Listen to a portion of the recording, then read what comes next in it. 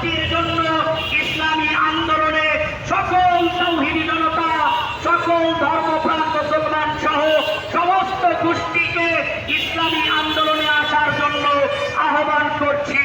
আজকের এই গণমিছিল এবং সমাবেশে আপনারা এসেছেন, আপনারা আবারও রাজপথে আসবেন আমাদের সভাপতি আল আমিন সাহেবের আহ্বানে, এই ইসলামী আন্দোলনের আহ্বানে।